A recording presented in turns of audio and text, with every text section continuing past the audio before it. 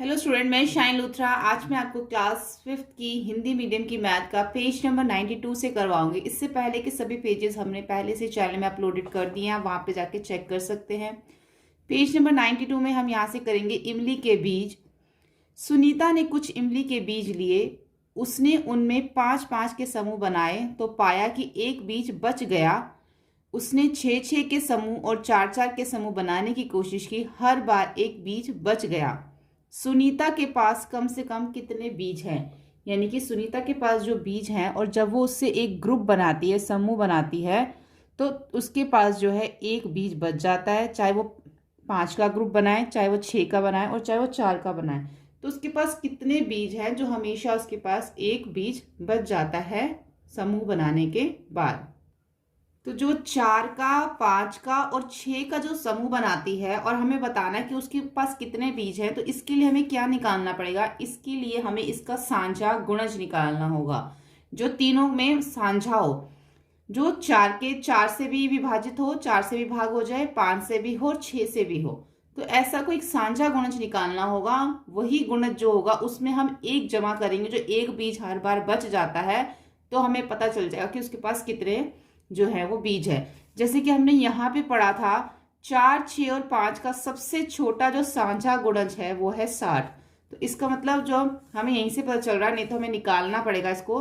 4, 5 और 6 का जो साझा गुणज है वो है 60, और 60 में जो हर बार एक बीज बच जाता है उसको हम जमा कर देंगे तो बन जाएगा 61। यानी कि उसके पास 61 बीज है, और वो हर बार जब भी 4-4 के ग्रुप बनाती है या 5-5 के या 6 के ग्रुप बनाती है, तो उसके जो 60 बीज है वो तो ग्रुप में आ जाते हैं और एक बीज जो है वो उसका बच जाता है।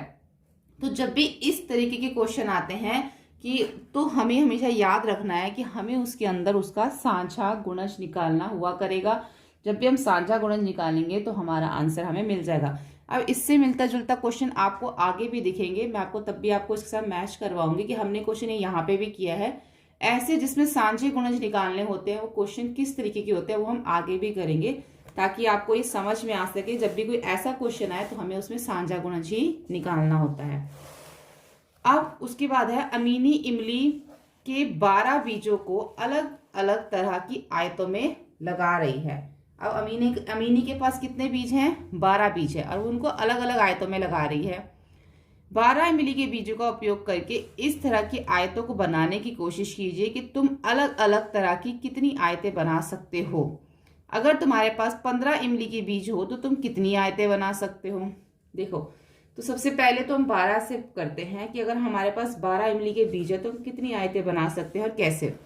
एक आयत तो हम ऐसे ही बना सकते हैं कि सीधे 12 बीज एक लाइन में लगा दे। 1, 2, 3, 4, 5, 6, 7, 8, 9, 10, 11, 12, इस तरीके से हमने 12 बीज लगा दिए। तो एक आयत तो हमारी इस तरीके से ही जो है वो बन जाएगी। ठीक है, उसके बाद हमारे पास 12 बीज है तो हम ऐसे भी लगा सकते हैं इसको कि 6 हम ऊपर लगा दें, 1, 2, 3, 4, 5, 6, और 6 हम जो है वो नीचे लगा दें, तो ये भी 12 बीज हो गए, ये भी हमारी एक आयत बन जाएगी। उसके बाद हम ऐसे कर सकते हैं कि हम 4 बीजों को 1, 2, 3, 4, फिर 1, 2, 3, 4, फिर 1, 2, 3, 4, इस तरीके से 12 बीजों को लगा दें, तो भी हमारी जो है वो एक आयत बन जाती है। इस तरीके से हम अलग अलग तरीके से जो है इसको लगा सकते हैं। अगर हमारे पास 15 इमली के बीज हो तब भी हम ऐसे करेंगे कि 15 को पहले हम एक ही लाइन में लगा देंगे, तब भी हमारी एक आयत बन जाएगी। फिर 15 को हम 3 करके लगा देंगे, तो 1, 2, 3, 4, 5, 6, 7, 8, 9, 10, 11, 12, 13, 14, 15 ऐसे 3 करके लगा देंगे, तब भी हमारी आयत बन जाएगी। तो अलग अलग तरीके से इस तरीके से हम उसको लगा सकते हैं इमली के बीजों को। अब यहाँ पे हमें ग्रिड को रंगना है, भरना है। अब यहाँ पे हमें दिया गया है, इधर दिए गए ग्रिड में 20 खानों की आयत बनाई गई है। ये जो है कितने खानों की आयत है? 20। 1, 2, 3, 4, 5, 6, 7, 8, 9, 10, 11, 12, 13, 14, 15, 16, 17, 18, 19, 20 खानों की आयतें बनाई गई हैं। इस आयत की चौड़ाई 2 खानों के बराबर है। जो इसकी चौड़ाई है वो 2 खानों के बराबर है। इसकी लंबाई कितनी है? इसकी लंबाई कितनी है? 1, 2, 3, 4, 5, 6, 7, 8, 9, 10। इसकी जो लंबाई है वो 10 खानों के बराबर है। 10 खानों के बराबर है। ठीक है, 20 खानों से अलग तरह से बनी एक आयत को रंगो। अब हमें एक और आयत बनानी है, वो 20 खानों से बनी होनी चाहिए और उसको अलग रंग से हमें उसको रंगना है। अगर हम ऐसे देखें तो 1 2 3 4 5 6 7 8 9 10 11 12 13 14 15 16 17 18 19 20 हम एक पूरी इस तरीके से भी बना सकते हैं।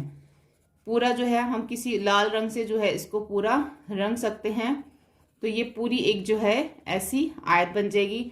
या फिर आप इसको इस तरीके से बना सकते हो 1 2 3 4 इधर से और 1 2 3 4 5, 4 गुणा 5 कितना हो गया 20। आप इसको आप पूरा कर दो तो ये 20 हो जाएगा। इसको आप अलग रंग से रंग सकते हो। इस तरीके से हमें आयत बनानी है कि हाँ उसको फिर हमने अलग रंग से रंगना है। सिर्फ 20 खानों की ही आयत वो होनी चाहिए। जैसे 20 खानों की ये है, 20 खानों की ये है। तुमने जो आयत रंगी उसकी लंबाई और चौड़ाई कितनी है, ठीक है। अब हमने क्या करा है, अब हमने 2 आयतें रंगी हैं। एक जो है अब हमें जो है उसकी लंबाई और चौड़ाई जो है वो बतानी है। अभी जो हमने आयत रंगी थी उसकी कितनी चौड़ाई थी, उसकी 4 खानों की चौड़ाई थी। उसकी जो चौड़ाई है वो है 4 खानों की और जो उसकी लंबाई है वो है 5 खानों के बराबर, ठीक है। एक के बारे में हमने जो है लिख दिया। और जो खानों को दूसरी आयत के ग्रिड से लाल रंग से दिखाया गया है उसमें कितना है, उसमें 20 खानों में। आगे क्या दे रखा, तुम 20 खानों की आयत को कितने तरीके से रंग सकते हो। अब जो 20 खाने की जो आयत है उसको हम कितने तरीके से रंग सकते हैं, उन सबको ग्रिड में रंगो और रंगे हुए हर आयत की लंबाई और चौड़ाई लिखो। जितने भी आप उसको उसके अंदर अलग अलग तरीके से 20 आयतों को इस्तेमाल करके एक ग्रिड वो बनाओगे, आयत बनाओगे, और उसकी जितनी भी लंबाई चौड़ाई है वो आप यहाँ पर लिखोगे। जैसे कि हमने पीछे 20 की बनाई थी यहाँ पे, तो ये जो हमने 20 की बनाई थी, एक तो हमने लिख दिया ऊपर वाले इसमें हम बता दी ना जो आयत हमने रंगी है उसकी चौड़ाई और लंबाई हमने ऊपर बता दी। अगर इसमें उन्होंने बोला कि और भी ऐसी आयतें रंगो और उसकी लंबाई चौड़ाई बताओ, जो और आयतों में से एक आयत को हम ये लिख लेते हैं, इसकी जो चौड़ाई है वो कितनी है 20 खाने और इसकी लंबाई कितनी है 1 खाने। तो जो इसकी चौड़ाई है, और भी जो हम आयतें अभी बनाएंगे या फिर आप बनाओगे इसमें और भी, तो एक जो हमने बना रखी है उसकी चौड़ाई तो है 20 खाने और जो लंबाई है उसकी 1 खाना है। ऐसे आप जो और भी बनाते जाओगे उसको आपने यहाँ पे लिखते जाना है, ठीक है।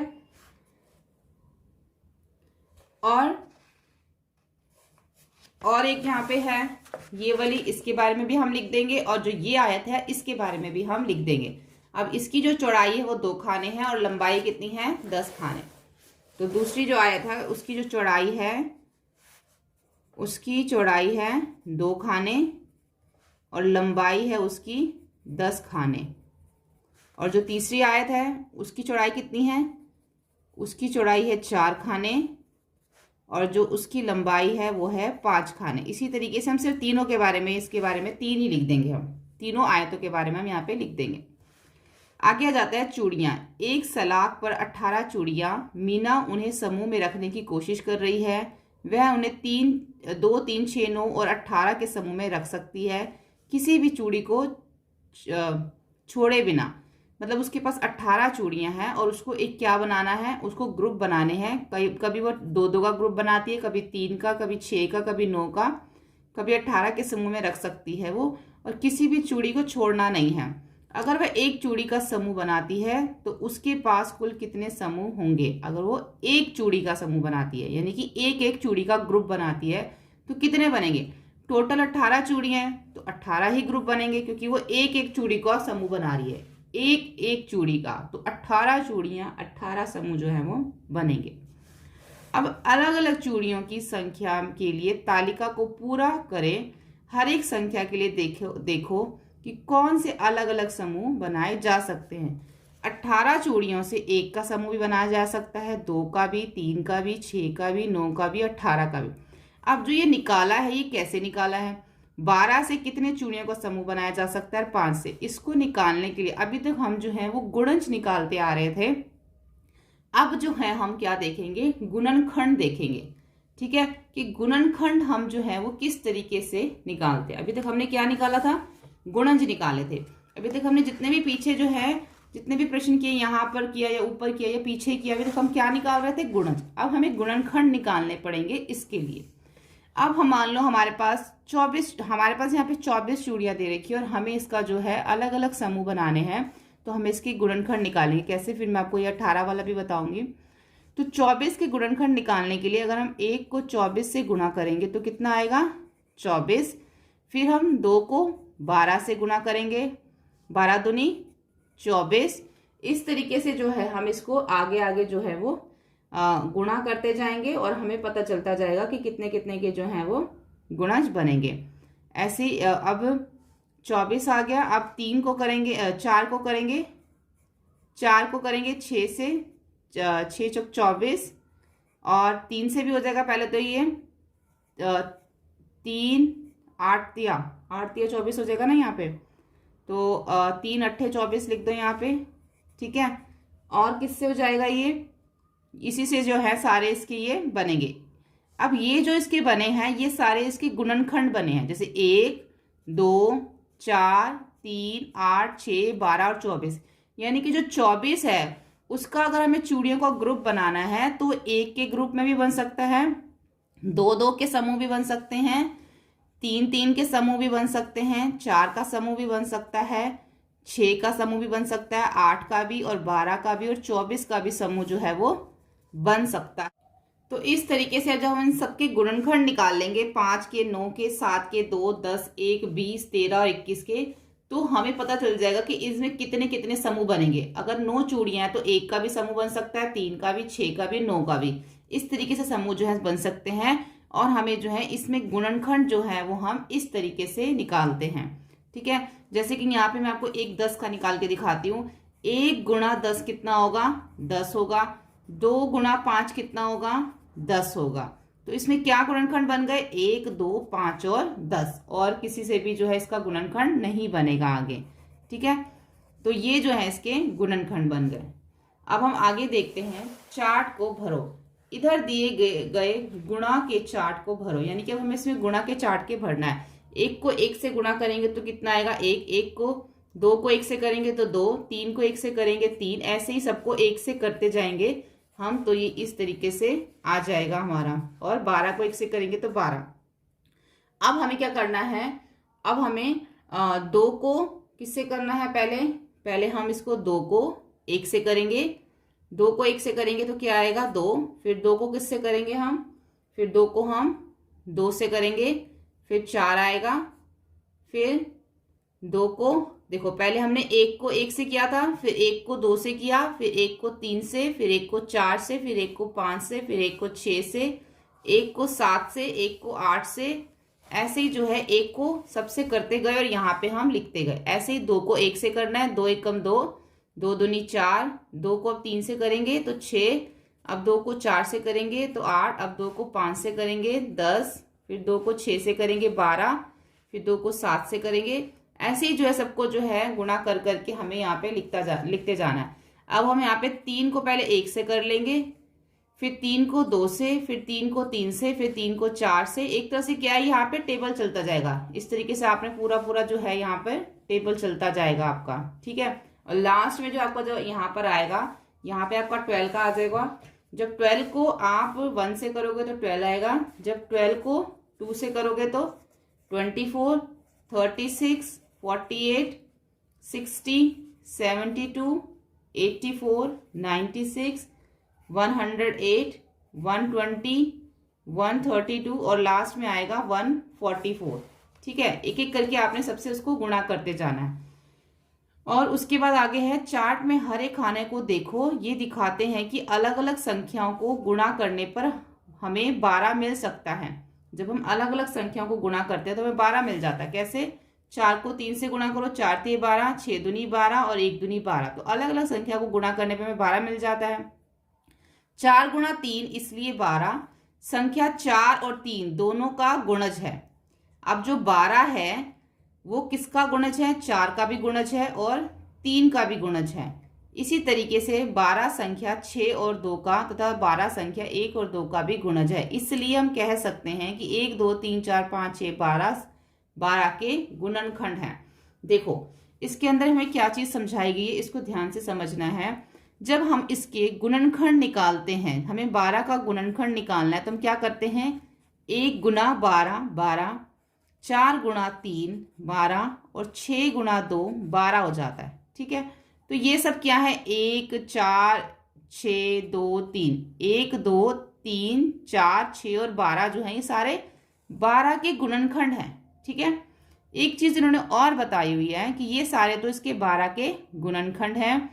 साथ ही में जो 12 है, 12 क्या है, एक क्या है 12, इसमें साथ में उन्होंने हमें ये भी बता रखा है। इसी तरीके से जो 12 संख्या है, 6 और 2 तथा संख्या 12 और 1 का गुणज भी है। अब जो 12 संख्या है वो 1 और 2 का गुणज भी है। ये एक गुणज है, किसका, 1 और 2 का ये गुणज है। अब इसमें 12 किसका गुणज है, 4 और 3 का गुणज है। इसमें 12 किसका गुणज है, 6 और 2 का गुणज है। यानी कि जो हम इसको अलग अलग का जो हम पढ़ते हैं 1 2 4 3 6 12, तो ये गुणनखंड बन जाते हैं। ठीक है, अब हमें बताना है कि 1 और 12 का गुणज क्या है, 12, 4 और 3 का गुणज क्या है, 12, क्योंकि 4 3 12 होता है। 6 और 2 का गुणज क्या है, 12, क्योंकि 6 दूनी 12 होता है। या तो आप इसको ऐसे बोल लो, जो 12 है गुणज है किसका, 1 और 12 का 12 गुणज है, 12 4 और 3 का गुणज है, 12 6 और 2 का गुणज है। तो ये हमारा गुणज है, जिसको हम इंग्लिश में क्या बोलते हैं, मल्टीपल। यानी कि ये जो है एक गुणज है और ये सब क्या है, हमारे गुणनखंड, जिसको हम फैक्टर बोलते हैं। ठीक है, ये सब इसके गुणनखंड हैं। ठीक है, यानी कि इसका मतलब है कि 1 के टेबल में भी 12 आता है और 12 के टेबल में भी 12 आता है, 4 के टेबल में भी 12 आता है, 3 के पहाड़े में भी 12 आता है, 6 के पहाड़े में भी 12 आता है और 2 के पहाड़े में भी 12 आता है। तो जिस के पहाड़े में जिस के टेबल में 12 आता है, तो 12 उन सबका गुणज है, 12 उन सबका मल्टीपल है, जिन के टेबल में वो आता है। ऐसी कोई भी संख्या हो, मान लो यहाँ पे हमें 25 दे रखा है। अब 25 जिसके भी टेबल में आता है, 25 उन सबका गुणज है। ठीक है, 25 5 के टेबल में आता है तो 25 5 का गुणज है। 25 1 के टेबल में भी आता है तो 25 1 का भी गुणज है। तो जिस टेबल में 25 आएगा, 25 उन सबका गुणज होगा। तो गुणज वो होता है जो उससे भाग हो सकता है संख्या से, जो उसके पहाड़े में आता है उस संख्या से, जिस भी संख्या से वो भाग हो सकता है। जैसे कि 25 से 5 से भाग हो सकता है तो 25 5 का गुणज है। और जब हम गुणनखंड निकालेंगे तो इस तरीके से अलग अलग करके हम गुणनखंडों को निकालते हैं। तो हमें ये चीज ध्यान रखनी है कि गुणनखंड और गुणज के अंदर क्या फर्क होता है, मल्टीपल और फैक्टर्स क्या क्या होते हैं, इसका हमें ये चीज ध्यान रखनी है। हमें दोनों चीजों को मिक्स नहीं करना। ठीक है, मैंने एक वीडियो भी बना रखी है इस चैनल के अंदर, जो कि चैनल में जाके अंदर आप प्लेलिस्ट में जाएंगे तो वहां पे प्लेलिस्ट के अंदर बेसिक मैथ की जो वीडियोस हैं उसके अंदर मैंने गुणनखंड और गुणज की ही अलग से वीडियो बना रखी है। अगर आप वो देख लेंगे तो आपको वो समझ में आ जाएगा। ठीक है, अब आगे आ जाता है 10 के गुणनखंड कौन से हैं। अब हमें यहाँ पे 10 के गुणनखंड निकालने हैं। जैसे कि यहाँ पे दे रखा है, तो 10 का गुणनखंड है 5 गुना 2, तो ये क्या है, 10 का गुणनखंड है। और कोई गुणनखंड बन सकता है इसका, ऐसे बना सकते हो 1 गुना 10, यही जो है इसका गुणनखंड बन सकता है बस। और 10 जो है किसी भी नहीं आता। तो 1 2 5 और 10 जो है वो इसके गुणनखंड हो गए। क्या तुम इसे इस चार्ट से कर सकते हो? क्या हम इसे इस चार्ट से कर सकते हैं? बिल्कुल कर सकते हैं, क्योंकि सारे यहाँ पे गुणनखंड ही दे रखे हैं। देखो, 1 को 10 से अगर हम गुणा करते हैं तो क्या आता है, 10 करते आता है। और 5 को जो हमने 2 से गुणा किया तब भी 10 आया, क्योंकि पूरे चार्ट में जो 10 है सिर्फ 2 बार आएगा। एक यहाँ पे 10 आएगा, यहाँ पे 10, तो यहाँ पे सिर्फ दो ही जगह पे 10 आ रहा है। और किसकी वजह से आ रहा है, 5 गुना 2 की वजह से और 1 गुना 10 की वजह से। तो हम इस चार्ट से भी इसको कर सकते हैं। 36 के गुणनखंड कौन से हैं? अब 36 के गुणनखंड कौन से बनेंगे इसके अंदर? 36 के गुणनखंड बन जाएंगे, अगर हम इसको करेंगे चार्ट से भी कर सकते हैं हम इसको पीछे से। 1 गुणा 36 करेंगे तो भी 36 आएगा। अब हम इसको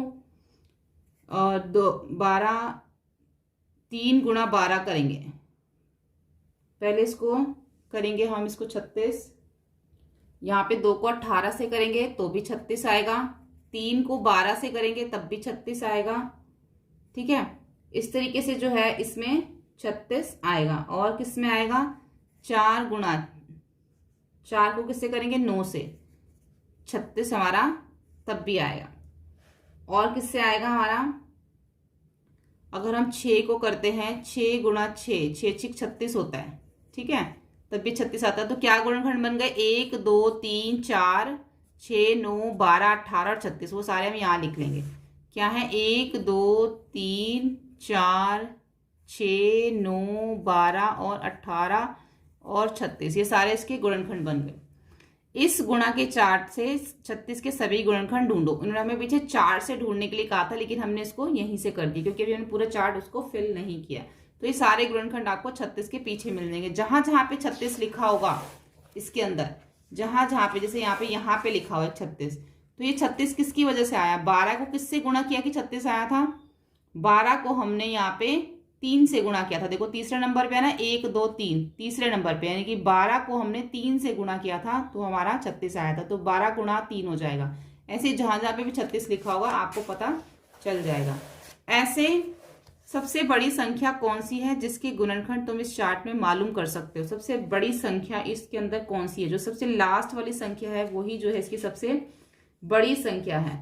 तो 144 जो है, जो बिल्कुल आखिरी का चार्ट में हमने लिखा है, 144 ऐसे सबसे बड़ी संख्या है जिसके गुणनखंड हम इस चार्ट में मालूम कर सकते हैं। 144 के गुणनखंड आप इसमें चार्ट में देख सकते हो। अब जो ये प्रश्न है, उससे बड़ी संख्याओं के लिए तुम क्या कर सकते हो, यानी कि इससे भी हमें अगर बड़ी संख्या निकालनी है, उससे बड़ी संख्याओं के लिए तुम क्या कर सकते हो। तो ये जो प्रश्न है और जो आगे के सभी प्रश्न है, अब हम उसको नेक्स्ट वीडियो में करेंगे। अगर आपको हमारी ये वीडियो हेल्पफुल लगे तो प्लीज लाइक शेयर सब्सक्राइब करें।